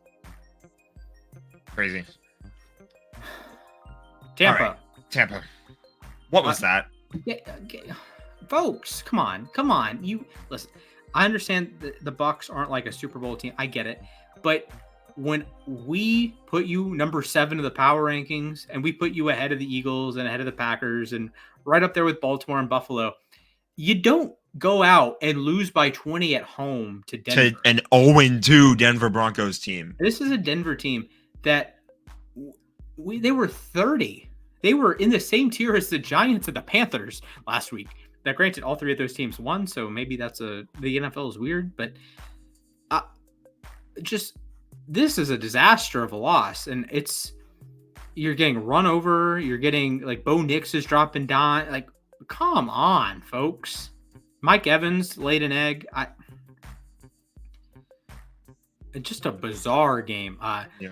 Like I'm dropping them behind Houston. They'll make the playoffs. I'm pretty sure they'll make the playoffs. I think they're better than Tampa. I think they're better than New Orleans. But good Lord, what was that? I think it was one of those weird fluky games, honestly. I mean, Yeah, I think it's fair to say that some of these games that we saw, like that we've seen throughout the 3 weeks so far, I think some of them we might be in a position to look back on and say they were flukes. Like the Rams against Arizona, for example, that could be a fluke. We don't know yet, but that looked like it could be a fluke. This game again between Tampa and Denver, probably could be one of those weird football games. It could just be a fluke. We don't know. Like, but you just light it on fire, frankly. There are other teams, other games, like the Eagles and the Ravens, right? They have the losses, but their last second losses, the Eagles outplayed the Falcons, and they have Saquon doesn't catch the pass that would have iced the game, or they don't run the ball that would have iced the game, and they allow Kirk Cousins to drive the length of the field and they lose. Great. The Ravens, you have the out by an inch against the Chiefs, and then you have the blown lead against the Raiders. That they were the better team. Just the Crosby and Adams played like Crosby and Adams, while Lamar and Roquan played like Bozo and Bozoette. Okay, fine, right? San Francisco, they have the close loss against Minnesota, close loss against the Rams. Great. The even the Texans, they get annihilated, but it's on the road in Minnesota. Fine. Tampa at home gets annihilated by Denver and Bo Nix. Just simply put, inexplicable. That's a bad loss. That's a loss you just can't have those losses. It'd be one thing if they lost like on the last second field goal, like Will Lutz banks one in from 62 yards. It's like, how did we lose that one? Well, this is we were bad. Why were you that bad, frankly? We didn't show up. Everybody laid an egg. Like we just. But again, I don't know. You and I have watched enough football to know that this sort of thing will happen every now and then. It's just yes. Denver, inexplicably weird. Yeah, regular season Warriors, bottom of it. I don't think they still do anything particularly well. The defense is okay. The offense, like maybe Bo Nix is going to be okay eventually, but it was pretty good, frankly. Against, I think he's figuring it out. I think he's getting there. Yeah. Obviously, Those still first a 2 lot weeks to were build really on. bad, but that's true. Yeah, I'll give Denver some credit this week. I do think he is still kind of figuring it out, but that's how it goes for rookies. So. The Green Bay Packers. I think you can put them right behind Philly. Yeah, I slept on Green Bay too. I think Green Bay has been very solid even without Jordan Love. And you just, Yeah. I'm a bit worried at the fact that Jordan Love said that he was targeting a week 5 return, and the Rams play the Packers in week 5. So Yeah, he might be back this week. yeah, I was gonna say now he might be back this week. So Now that's a big one. That's one the last 2 weeks against the Colts and the Titans. I think we've seen the Colts aren't actually that good, and of course the Titans are really bad. So this is a case of Malik Willis has gotten a nice ramp on here, like an on ramp to his season and his Packers tenure. So that will help things. This week against Minnesota, that's a brutal matchup. That is a brutal matchup. I'm sorry, Green Bay. You gotta run the ball. You gotta run the ball a lot and pound the rock. Yeah, pound it. So it works sometimes. If the passing game isn't perfectly working out for you, just pound the rock. Tennessee, your offense going. Bottom, buddy. It's as simple as that. Way at the bottom? Yeah, way all the way at the bottom. Yeah. Mayonnaise man, unfortunately, mine is probably not the answer. Calvin Ridley, he's nice. Welcome back, DeAndre Hopkins. I've told you the story of why he's named Nuke, right? I don't believe so. So his pacifier as a kid was Nuke brand. Okay. Yeah, so it's not nuke as in like nuclear weapon or... Yeah, it's spelled N-U-K. So. Yeah, it's nuke as in like baby product brand. Yeah, all right. Well, that's... So, I'm not sure that's a nickname I want to carry with me for my whole life, but... It's like Chop Robinson. It's like, oh, he looks like a pork chop. It's like, what? Yeah, when he was like 4, he looks like a pork chop. Okay. That's why Puka's not his real name. Puka is like it's a word for like fat and chubby in Samoan, and that's what he was when he was like a baby. So, and it just stuck. So yes, the perfect wide receiver name. I would understand. He's a big wide receiver, so that is true, but it's still a wide receiver compared to like offensive linemen. You don't think of him like the big men on the field in the trenches. Right. That's hilarious. Okay, Cincinnati. Oh, they were bottom of the playoff contenders last week. I think we knocked them down a peg. I think they're better than the Saints. Yeah, I was gonna say on paper I would say they're better than the Saints, but the performances just aren't there right now. And this is the funky thing with football because like they're 0-3, right? They did the same nonsense last year, although exactly. So they do the same thing. It feels like every year they start cold, and my opinion is not that different of the Bengals. I still think I would predict them to win like 10 games. The rest I'm pretty sure the rest of the way, or 11-3 the rest of the way. But the problem is when you lose these games, when you lose to the Commanders and you lose to the Patriots, and frankly, I don't remember if I had them beating the Chiefs or not. I usually do, but I don't remember. But they've lost 2 games they needed to win. Frankly, they have a 4th place schedule, and you are gagging games against the Patriots and the Commanders. They would have played the Commanders anyways, but regardless, they've gagged 2 games they had no business losing. And then the Chiefs game has a 50-51. Yeah, so, I mean, I agree with you. Like, I would still take Cincinnati to like win a handful of games. I'm pretty sure I predicted them to finish like 2nd in that division preseason. So I think I had them at 13-4. Yeah, I'm pretty sure I had them. I'm pretty sure I had like a 3-way tie for 13-4. I'm not even kidding. But yeah, it's just like you got to figure it out in those type of games. You got to actually win these games. Like it's one thing to say like, oh, we're gonna hype you up, or like, and eventually they're probably gonna figure it out. It's like the Astros this year. They are like 6-20, and you're like, it's the Astros. They're eventually gonna figure it out. Or the Chiefs every year. They're eventually gonna figure it out. And I think the Bengals eventually figure it out, and eventually you're gonna make a playoff push. But when you start 0-3, you are 3 games behind the Pittsburgh Steelers. Good luck digging out of that hole. Like, yes, I understand it's only 3 games and you're probably better than the Steelers in theory, but if you split with the Steelers, all of a sudden you're down 3 with 12 to play, and the Steelers do have a tougher schedule, but the Steelers still get the Commanders, and they still get the Giants as well. And the Bengals get the Giants, and the Bengals got the Chiefs out of the way, and the Steelers still have to play the Chiefs, but like it's a math equation at a certain point, and the Bengals are way behind in the math right now. Yeah. I mean, these games at the beginning of the season, the first quarter of the season, you know, people will say it's not how you start, it's how you finish. But like these games do count. These games very much do matter, because down the line, you know, if it comes down to like a record versus the conference, You have that loss against the Patriots on the board. Yep. I mean, it's not going to look great. Yeah, and guess what? If you just beat the Commanders, you wouldn't need the tiebreaker. You'd have an extra win. Speaking of the Commanders, I put them ahead of Denver. They're this plucky team. They've won back-to-back games. They're on a W2. They're looking like their logo. I don't think they're like a particularly good team. They still allowed 33 points, although Cincinnati was rolling offensively. They're there. Yeah, I like Jaden Daniels. I do. I do like Jaden Daniels too. Yeah, he looks pretty good. The 2018 Lamar comps. Before. Listen, he looked like if you like. I'm gonna explain this in a very weird way. If you like blacked out the quarterback and just had like a mask and you like blacked out all the jerseys and the numbers and everything, and you showed me that game against the Bengals and Lamar's game against the Bengals in 2019, the one that he had the spin move, they won by like 40. He broke his ankles. Yes, exactly. That's the same game. That's the same game. Lamar was unbelievable in that game. Jaden Daniels was, oh my God. That is as good I've ever seen a rookie play in the NFL. Holy crisp. He's dropping dimes. I knew he was capable of it too. Like how aggressive he was running the football in the last few weeks. I knew he had that in him. I knew he had, but like, geez Louise, that was insane what he did.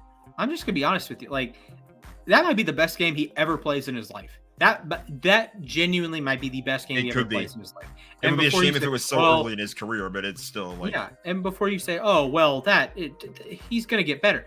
No, it's not. That's not what I'm saying. He can get better, but that he's getting better in like a consistency. Like Lamar's best game, you could argue the best game he's ever played was that first he played in Miami. Like his first start in 2019. He's won 2 MVPs since then. Right? He was unreal the rest of that season. He's had a slew of awesome games, but that might be his peak. Like, I think if you go by PFF grade, I think that's his peak. Either that or the Bengals game. He's had a couple games that he was just unbelievable, made like one mistake. But yeah, Jaden Daniels had a 95 PFF grade, which, listen, PFF, I get it, but he was unreal. Kyler did the same thing last week. And if you just say, oh yeah, that's probably the best game Kyler will ever play in his life. I mean, you can take it or leave it. That's sort of like Shohei, the 3-homer game. That's probably the best game he will ever play. That's not a knock against Shohei. That's just how good he was. Yeah. Like if you say that like Max Scherzer's no-hitter against the Pirates is the best game he's ever going to pitch, when you said that, I mean, maybe he goes out and does it again the next week, which I think he did. He was unbelievable the next week too, but that's the kind of thing. It's not meant to be a dig. It's just like that's how good they are. Yeah, it's like when Brandon Jennings scored 55 in his 9th NBA game.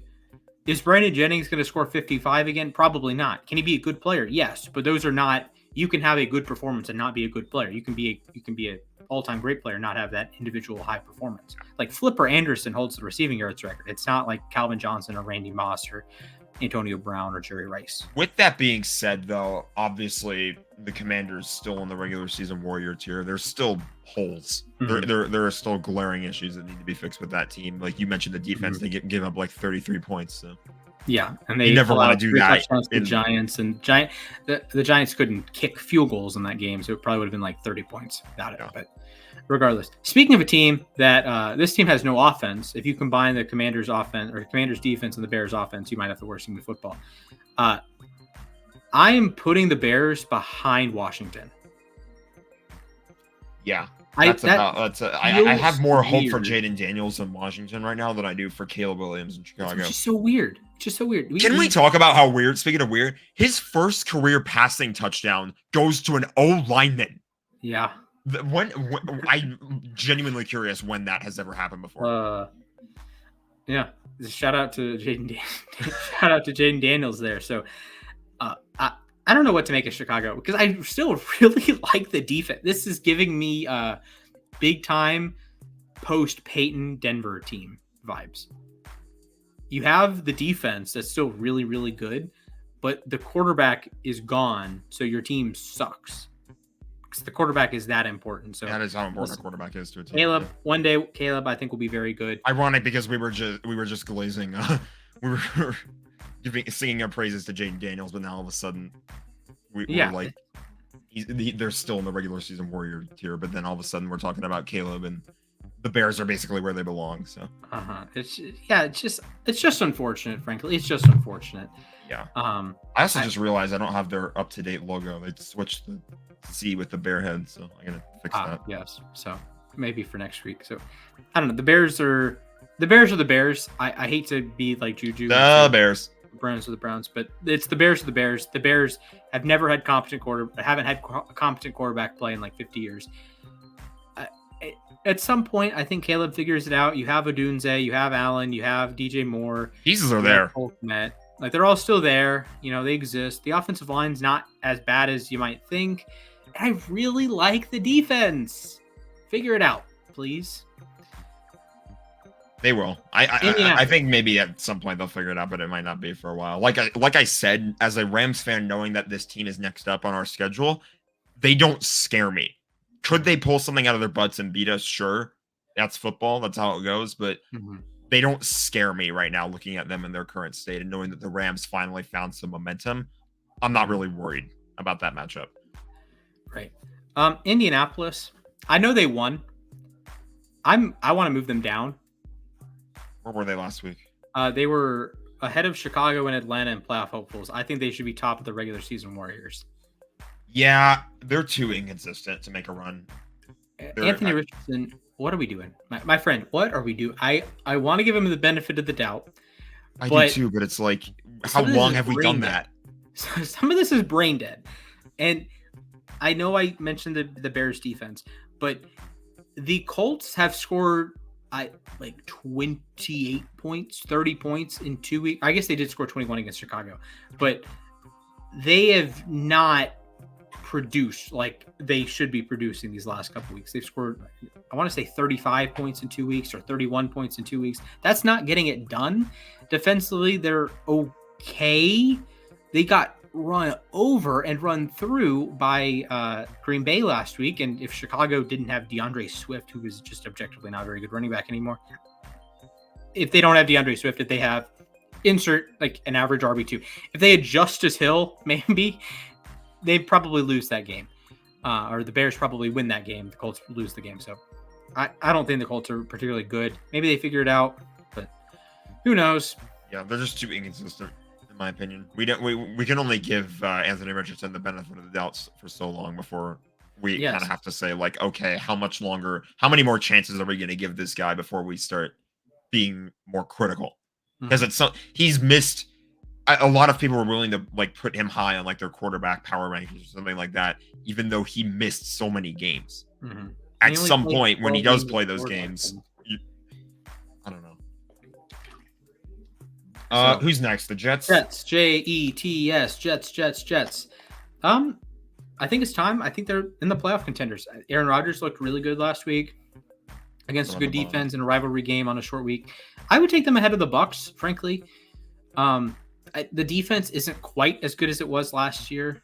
We've had this conversation with Baltimore and Cleveland that when you build around the defense, it's hard to be sticky year to year. When you build around the quarterback, it's easier to be sticky year to year. Look at the Bills, look at the Chiefs, look at the offense for the Ravens at least. Welcome to the second tier, Jets. Congratulations, the New York Jets look like a competent football team. Now, they took care of business. That was the first time they'd beaten the Patriots by 20 points since 1998. That must have been a night full of catharsis for Jets fans, honestly. Like, to have that kind of night against a rival who has owned you for that long, it's standalone game too. Yeah. Like if that was a 1:00 game, like obviously Jets fans would have watched it, but like in front of a national audience on Thursday Night Football, like good win. That is a win good teams have. Yeah, they take care of business. It's at home against an inferior team, against your rival, and you go out and you beat them by 3 touchdowns. Yeah, that's a good win. Probably that's one of the best wins of the weekend. That is something I always say, is that era I've always maintained is the good teams should be taking care of business against the bad ones. Like the Chiefs, if they play the Jaguars at some point, they should blow them out of the water. Yep. So they'll probably win by on a last second field goal or something. But I know, right? That's but you get my point though. Like the good teams, the teams that are considered contenders should be destroying the competition. All right, Patriots. The defense is good. I don't have any issues with that, so I don't think we will drop them into the maybe next year tier I don't yet. think they're. It feels like maybe a next year team, but I think they're a little bit better than that. I think they're that better than Denver. I'd take them up for Chicago at this point. Mm, I mean, Chicago has pieces too, and they have a good yeah, defense, I think their but rushing attack is better. I think they're probably better coached. yeah, the coaching I think is a big reason why like you don't want to like totally rule them out. I think they really Right. like Jared Mayo down there, so So it I helps have to no have qualms with the Patriots. They're just like kind of a stock like 5-12 team for me. yeah. They Steelers just don't have any like standout guys like that. right. Drake May has yet to really play meaningful snaps too. So. I don't even know if I want him playing meaningful snaps this season with how bad that offensive line can be. Yeah, beef up the O line first, and then talk to me later. Pittsburgh. Steelers. I hate saying these words. Throw them in the playoff contenders. Oh boy. Above who? Nobody Nobody, or just I can put them ahead of Tampa. I take it or leave it with Tampa, either or. I'm gonna put them behind Tampa. Sure, But I think on a good day for Tampa they can beat the Steelers. But they do on not a good play day this for the season, by Steelers defense, on a good day for TJ Watt, they can beat just about anybody. So Also, shout out Nate Herbig. So they lose Alex Highsmith to injury. Nate Herbig comes in. He's the best defensive player for them immediately. Just crazy. Multiple sacks, big plays, had a strip sack. that's what having a big name player like TJ Watt on your D line can do. Like that's what happened with the Rams with Aaron Donald. There were so many guys. I think I mentioned this before that like Aaron Donald being there forced so much attention to him that like other guys on the line got to eat because they were Greg getting Gaines of the single world, teamed. Ashawn Robinsons of the world, Leonard Floyd's of the world. So And yeah, I think you're kind of seeing the same thing here in Pittsburgh. Like some of their pass rushers are getting a lot more production because people defensive or offensive lines will look at the schedule and they'll see, oh, here comes TJ Watt this week. Let's game plan around him. Let's double and triple. Cam Hayward had a really nice game. I was throwing him out in the washed conversation. I will admit, I know he was hurt last year. I will say, Cam Hayward might be washed. He balled out this week. Respect to him. Yeah, you're leaving people like that single team that it's like they're makes it easier for them to win reps and get pressures. So well, I do want to talk about one play. Chargers.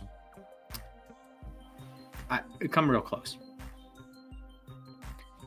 Why, on third down, on a key third down, are you one-on-oneing with TJ Watt? Why? Just why?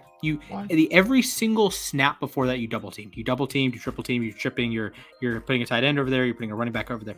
You're doing the most. But then on third down, a critical down, you do the least. Third down, he's the best player on that pass rush. He might be the best player in football. There's 10 guys we have a conversation with that might be the best player in any given field, any given Sunday. TJ Watt is one of those guys. Why are you single teaming him? For God, what teams? Listen, I understand you can't block him. Like you can't block him, double team, triple team every snap of every single game. I understand that. That's just but on the critical downs, on the third downs where you have to convert to stay in the game. Just I don't know. That was baffling to me. Feels like the type of thing the Chargers would do. It doesn't. It's weird.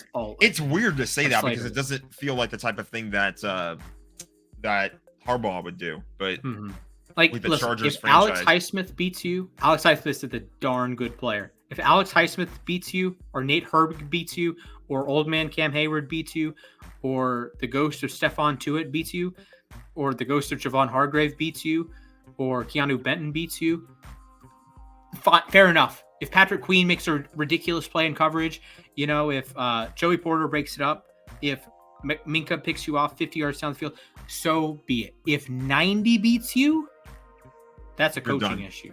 Yeah. That's a coaching issue. So, you are as a coach supposed to make it so that the best players on the other team can't do anything. Like that's just how it is. Yeah, that's why Nick Bosa didn't do anything against the Rams. The Patriots dynasty was largely built off number 12 is going to play like 12, and your version of number 12 is not going to play like him. Other than Ed Reed. Ed Reed was always unbelievable against New England. That would be a fun conversation to have. How many guys in the NFL would we trust to be the best player in any situation that could elevate above? I don't know. Maybe the list is like 20 players tops. Yeah, might be less. I Probably don't know. is. I don't know. Maybe like you have. I would say. You're just making me miss Aaron Donald. Yeah, he's up there. Maybe that's the conversation we have after this, because that's a fun conversation I think to have, because you have like there's the stars and scrubs thing. You can build around your stars, but they have to play like stars, and I don't think there's like how many superstars are there. Yeah. So we'll talk. TJ Watt's on that list though. That's the point. Yeah, TJ Watt, number 90 on the Steelers, is on that list. The Chargers. Oh my God. What? Okay. First of all, I will point out Herbert is hurt again. Herbert is hurt. Yes. Alt is hurt. Slater is hurt. So probably your 3 best players. Also, number 3 is suspended. So your 4 best players are compromised heading into the Chiefs game. Conspiracy theorists, work your magic. Also, Joey Bosa is hurt. So your 5 best players. Although I think Khalil Mack might be better than Joey Bosa right now. But regardless, essentially your 5 best players. Also, shout out Quentin Johnson. He scored again. Your 5 best players might be out for the Chiefs game. Just regular season Warriors. I think they're better than the Colts because they're going to get better quarterback play. Even if they had to bring in Easton Stick, or they had. No. No. If they bring in Easton Stick, I think we can just put them at 32 and have them just stay there the rest of the season. Yeah, if he's their starter. Easton Stick is a guy who I really wish was a hockey player, but that's a story for another time. No offense. It's just, you know how perfect that name would have been. It'd be like Louisville Bat. Wilson Football. Imagine having that as your legal name. Wilson Football. Like Wilson as a first name is certainly strange, but not like it's not the worst first name I've ever heard. Yeah, like that's. I'm not sure what is, but I don't want to offend any viewers out there. So yeah, probably like shut that conversation down. It's like the Simpsons bit that the Homer's like, "Oh, I have this friend, someone, something, and the guy is at the bar. The SpongeBob episode where Smitty Werbin Jensen or whatever it was. Man Jensen. He was number 1. He was number 1, and it turns out to be a real guy. Well, someone who might be number 1 is the Seahawks defense. But okay, pump the brakes on the Seahawks. Yeah, this is the weird thing that I give credit to the Seahawks for beating what's in front of them, but you look at who they played. They played Bo Nix in his first game. They played. I don't remember who they played week 2. They played New England. Yeah. They played a relatively poor New England team, and then they played Skylar Thompson. And they still allowed New England back into that game. And then they played Skylar Thompson. They played the Dolphins without Tua. I mean, this is very Steelers to me. This is the NFC version of the Steelers. 2020 Steelers. They have won their 3 games. I've picked them to win all 3 games. That is the thing when you make these power rankings, right? That I think of when I pick these games and I judge these relative strengths of these teams. Like example, Green Bay, Minnesota.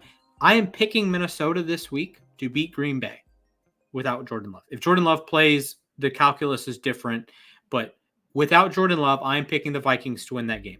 If the Vikings win that game, I'm not exactly surprised. If the Packers win that game, they'd just be ahead of them. But I'm trying to think of another like close match. Like last week, the Chargers and the Steelers were in the same group. I picked the Steelers to win that game. The Steelers did, in fact, win the game, and I thought they were going to win it even if Herbert was healthy. So that didn't change my opinion on the Steelers. They played reasonably well, but I thought they would win the game anyway. So my opinion didn't like jump up on the Steelers. Yeah. Or take a different game. I had like the Colts and the Bears. I had the Colts ahead of the Bears. I said the Colts were going to win the game. The Colts did win the game. I was down on the Colts, but they won. It's just relative to how I thought of them before the game. And this is a case of heading into the game, I thought the Seahawks were like a middle of the pack team and they were going to beat Miami. And guess what? They beat Miami. Good job. I don't mind them moving ahead of Arizona, Dallas. I think I'd put them behind Cincinnati. I think Dallas could beat them. But yeah, that's fair. Yeah, I think having them like right in the middle is kind of where. Honestly, though, I think some of those teams behind them can beat them. I'd take the Rams. I know. I know you would take the Rams. Yeah, I mean, the Falcons could beat anyone that in that tier. I wouldn't be exactly surprised. Yeah, I wouldn't be surprised either with Kirk Cousins. So.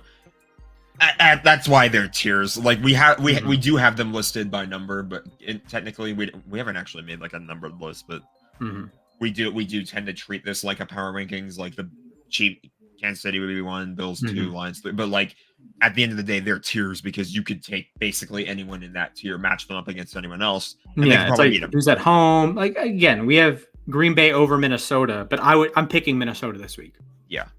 Or, so and that's why they're tiers, basically. Yeah. Anything can happen in between those two. Dolphins, you are behind Denver. I'm going to put you ahead of Jacksonville.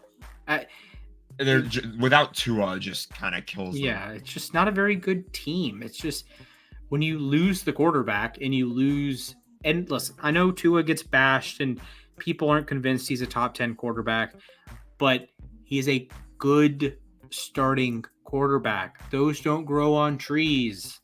Although they are replacing him with a Pro Bowler in Tyler Huntley, in theory.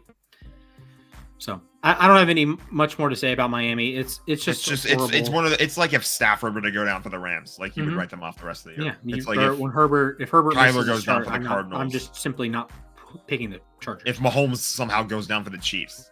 That's different. Is it Andy Reid and Andy Reid will figure something out. That would be the game Kelsey goes for like 13 and 130 and maybe a better example would be like if Baker goes down for Tampa or if like Stroud goes down for Houston. Purdy goes down for San Francisco. So yeah, all right. The Browns. You blew up my survivor pool. That's all I got to say. Top of the regular season Warriors. That's all I got to say. The Browns are calling you. They're not too happy about that opinion. Yeah, the Browns are calling me. Fraud watch. Giants. Maybe next year. I think they're better than that. They've shown something. Malik Neighbors is really awesome. He is. He's good. The defense is pretty good. Pretty good. Might be stretching it, but they have pieces. They make plays. I like Dexter Lawrence. The pass rush is fine. I just don't know if they're going to be able to consistently put up performances like that for the rest of this year, at least. But they do have something special. Neighbors. I'd put them ahead of Miami. Okay. Yeah, that's probably fair. Oh God. Raiders. We might have saved the two worst teams for last. The Raiders. Oh goodness, they were bad. They were real bad. That was a maybe next year type of loss, honestly. Yeah, I would put them at 30 and put Carolina at 29. Carolina, though, they're an interesting fraud watch.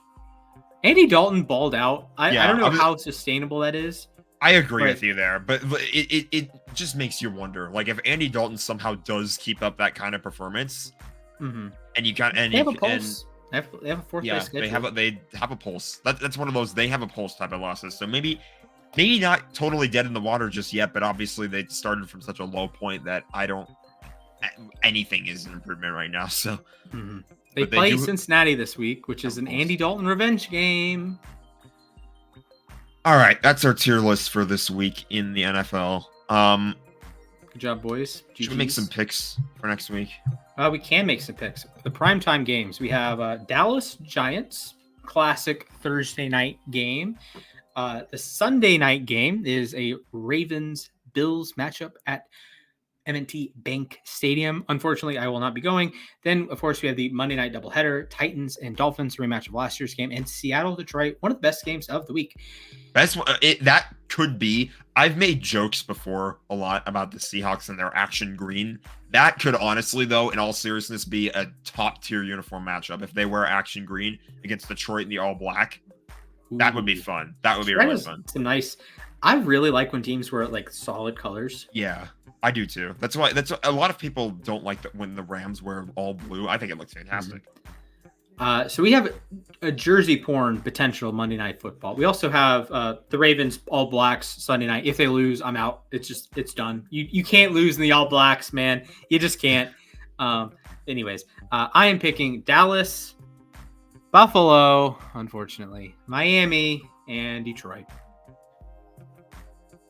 Yeah, I'm probably right there with you. I mean, I think the Titans Dolphins game is a little bit of a coin flip, but the Titans have just been so bad that I would probably take Miami even with with Huntley to win this game. Mm-hmm.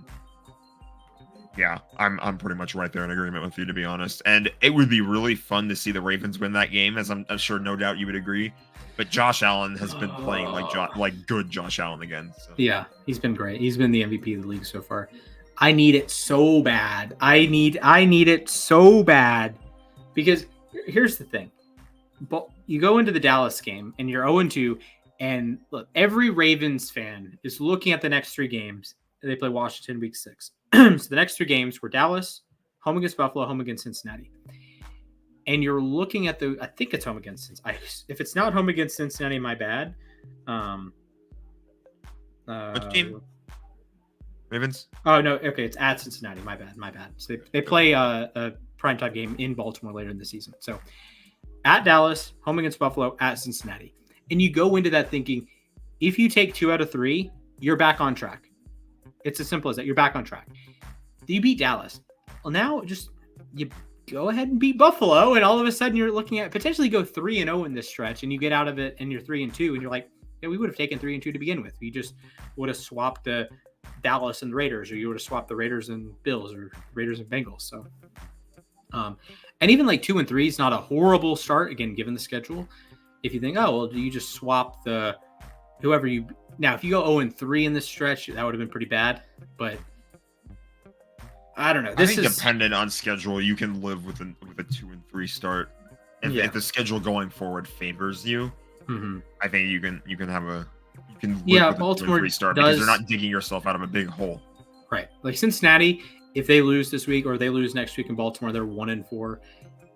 Not looking great. I will say Baltimore has a game against Washington, a game against the Giants, a game against the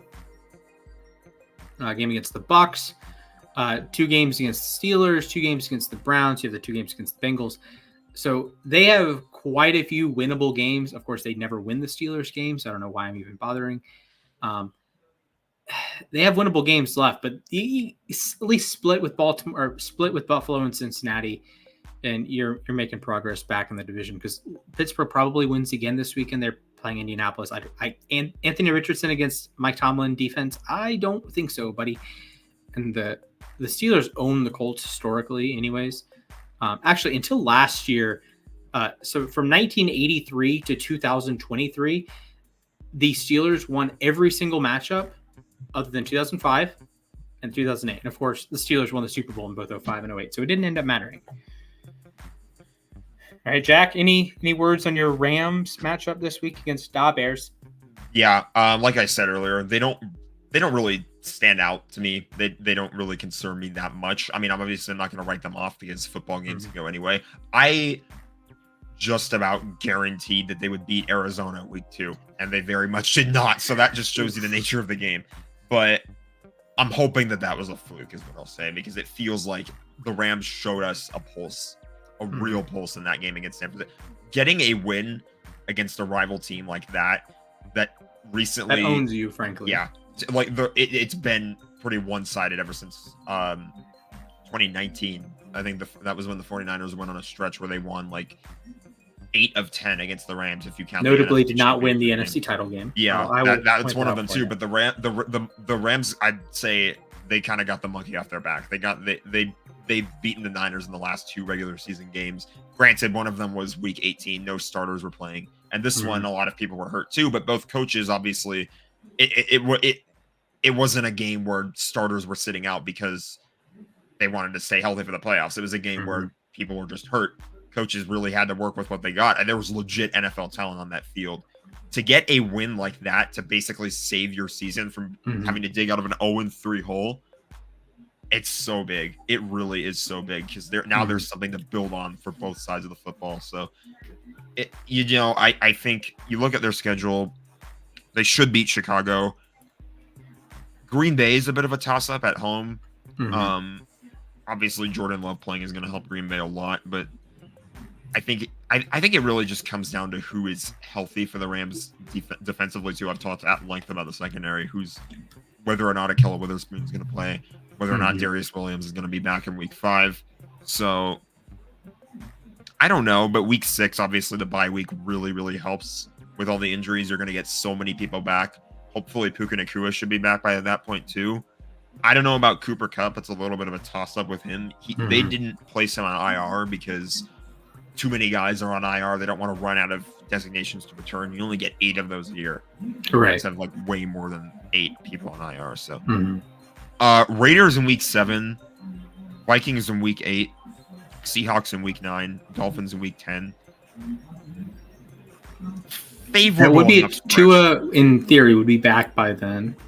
Yeah, I mean that's the last guy I'm making injury predictions on. But yeah, I don't want to make many predictions on Tua. Obviously, the concussion stuff is a problem. But I'd say favorable stretch as things stand right now. Obviously, that could change down the road. But even if they don't beat Miami, the next week they're playing New England.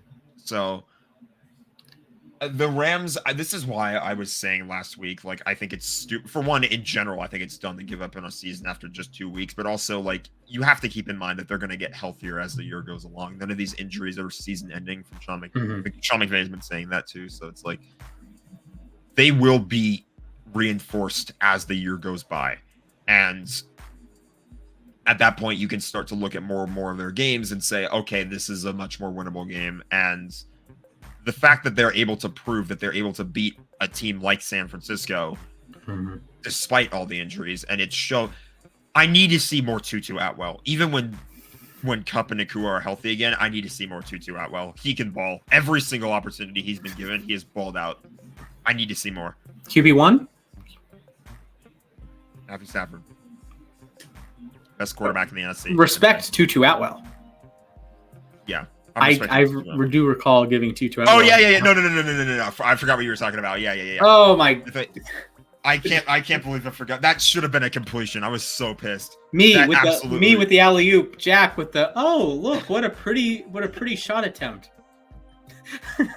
I totally forgot what you were talking about. Oh no, man! I grabbed the rebound. It's fine.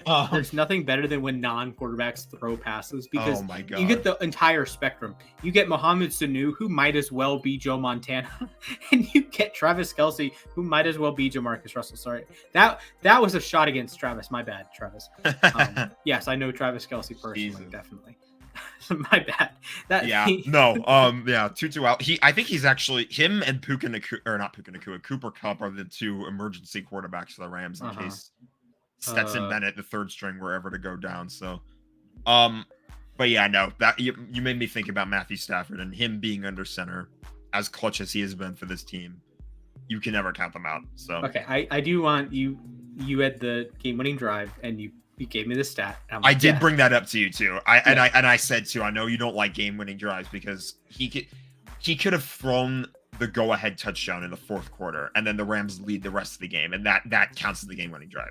Yeah. So my go-to example, the 28-3 comeback, the famous the Oilers come back in the playoffs, the Vikings coming back from down 33 against the Colts on Thanksgiving, or on the not Thanksgiving, one of the holiday special games.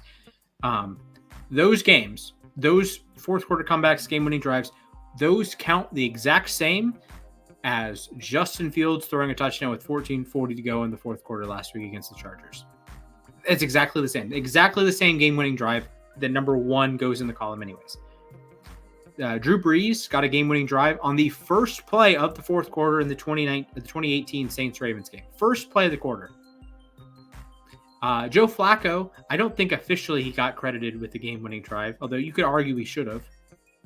He tore his ACL, did not throw a pass after tearing his ACL, but they moved down the field, I think against the Rams, got into field goal range. Tucker makes the field goal. Technically a game-winning drive. He did not throw a pass after tearing his ACL. So it's just a wide range. It's like not all stolen bases are created equal, and that's one thing. I'm a stats guy. I will always be a stats guy, but context is needed. Not all of X are created equal. Caleb Williams had like 350 yards passing. 50 of those were on a failed Hail Mary. Lamar against the Raiders had like 50 yards rushing. That's wonderful. Half of those came on the game, like the pitchy woo woo play at the end. Great. So not all stats are created equal. There's always context to be added. Matthew Stafford, a lot of those game-winning drives are legit, but not every single game-winning drive is legit. Not every single individual one is legit, but 36 fourth quarter comebacks is kind of crazy. Again, not all comebacks created equal. Some of them could have been like the hypothetical I mentioned, but it's still for just the fourth quarter alone. I think that's kind of ridiculous. So, yeah, he has been criminally underrated in the past, and I think it's time to put respect on number 9. Now, he's a guy that I think is underrated in that conversation of if you're doing an all-time quarterback draft, who are you picking early? He's obviously not the number 1 pick, but I think he's an underrated guy in that like top 10 discussion. He's top discussion. 10 for sure.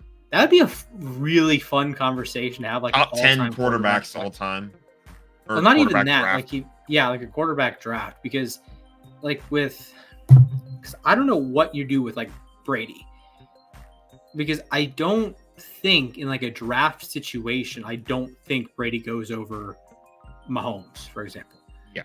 I was in the AFC North group chat and we had this argument, and I think the top 5 is probably like some combination of like just tools, like Elway, Allen, Mahomes, Cam, and like Anthony Richardson is Favre.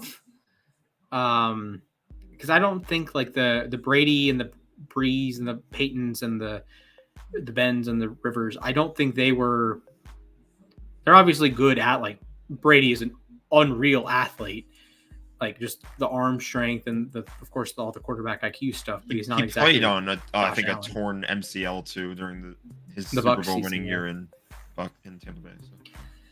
Yeah, I don't know. Like, that's a fun conversation to have. We can maybe talk about how many players could be the best player in the NFL in a given season, and legitimately be it. It's like I don't know. 20 feels like too many, but there's a lot of awesome NFL players. Yeah, there really are. How many that are currently in the league today would you trust to like show up and step up to another level when you need them? I guess. I'll make up a scenario.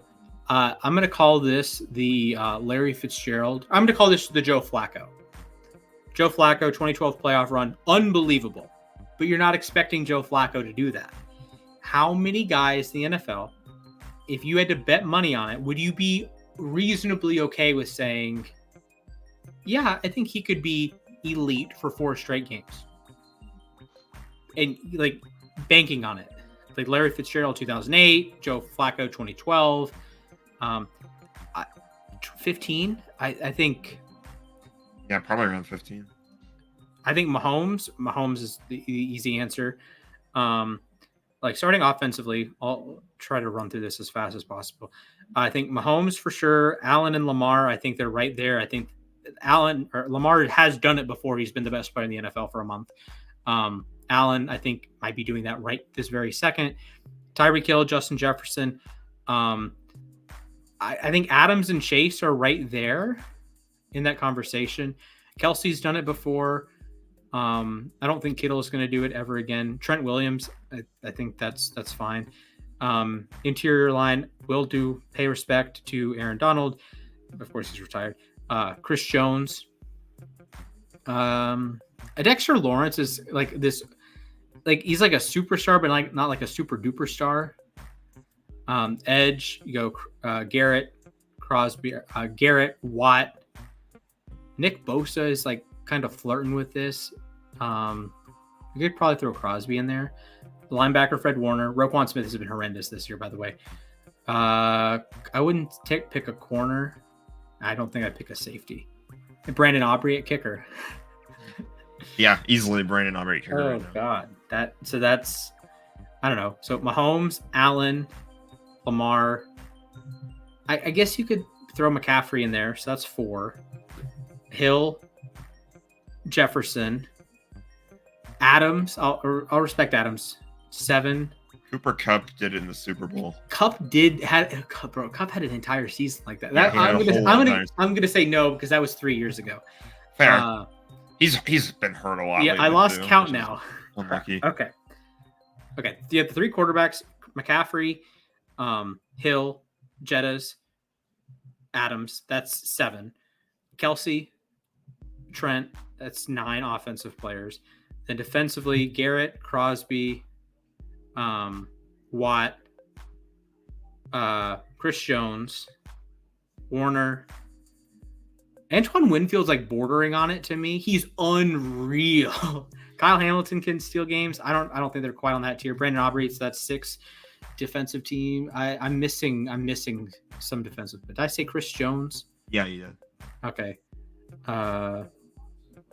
So yeah, Jones, 2 AFC North edges, Crosby, Warner, Aubrey. I feel like I'm missing someone, but I'm comfortable saying. Well, Aaron Donald retired, so yeah, Aaron Donald retired. I'm comfortable saying 15. All right. Well, here's hoping that one day in the future, Braden Fisk and Jared Verse join that list. Here's hoping one day Roquan Smith returns to being a good NFL linebacker. Having one of those 15 guys, or 2 in the case of the Raiders, or the Raiders and the Chiefs have 3. Like having that super duper star is so awesome. As someone who has recently experienced it, yeah, no, it is very, very fun to like know that Aaron Donald, like, I'm getting Super Bowl flashbacks now. Like that 4th down and 1, I'm sitting there going, number 99. I'm not even looking at the football. I'm looking at number 99. He's gonna get up there and make a play. He's gonna make a play. He's gonna pressure Joe Burrow. He's gonna sack Joe. Just unbelievable. What a player. We need to have like a deep dive on Aaron Donald's career. What we should, yeah, we really should. One day we'll do video. that. We will be featured on the Rams Mount Rushmore we are working on. So, what a player! Yeah, what a guy. It's so nice having like just saying, okay, Aaron Donald's going to be the best player on the field today. Yeah, and we can worry about everyone else. 2 through 53, we'll figure it out. But 99. Trains with knives. I think I mentioned last week that Kyle Shanahan said that before the Rams-Niners game this week, he said that he didn't know how to prepare because he spends 99% of his brain power preparing for Aaron Donald. Yes. And I guess that was apparent because the Niners lost, so. Mm-hmm. Yeah. Okay. So PFF Team of the Week. Jaden Daniels, Chuba Hubbard, Jawan Jennings, Chris Olave, Dallas Goedert, Malik Neighbors, Tristan Wirfs, Quentin Nelson, Joe Tippmann, James Daniels, Penei Sewell, Austin Eckler, kick returner, Myles Garrett, Brian Burns, Jalen Carter, Calais Campbell, Old Man Calais, Willie Gay, Dorian Williams, Riley Moss, Jair Alexander, Brandon Jones, Reed Blankenship, Zion McCollum, draft crush. Kyron Williams robbed. That's all I'll say about that. Him and Jawan Jennings with dueling hat tricks made that like a fun game. Like if you're just a football fan, you enjoy watching that game. Mm-hmm. Also, Calais Campbell played in the Super Bowl in 2008, and he's still cooking. Jeez, old man Calais Campbell. That's all for me. Yep, I'm out.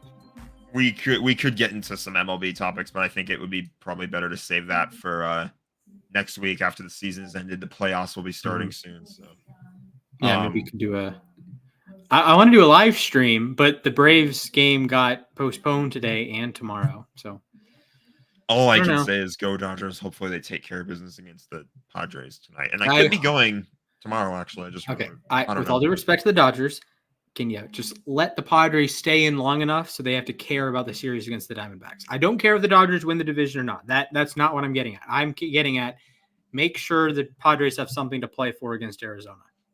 Well, I'd like to win this game tonight. So, I understand, I'd like to sweep them, but I would appreciate if you just win it on the last day. You still get you still get everything. Everything's fine for you. You just help us out. Us being the Braves and the Mets, actually. So. I'm done. I say I'd want them to win today, but then I mentioned that I might go tomorrow. I don't know on that, but yeah, if I don't know, just go Dodgers. All right, that's about it, ladies and gentlemen. Episode 97 of the Sports Desk in the books. If you enjoyed, be sure to give the video a like.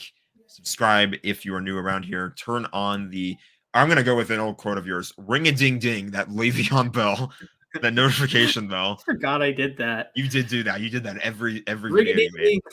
ding. That's so funny. Oh, so Yeah, bad. ring the bell, sir, or I guess to diss the 49ers, what was this? Ronnie Bell. Ring the Ronnie Bell and drop the football. Shout out Don't to drop the football like Von he Bell, did. Yeah. Saints Ring the legend. notification bell so you guys are notified when these videos drop. We're obviously still working on planning a bunch of other content outside of the sports stuff. So hopefully you guys tune in for that. Yeah, make sure you follow us on X, formerly Twitter, at all the social handles below.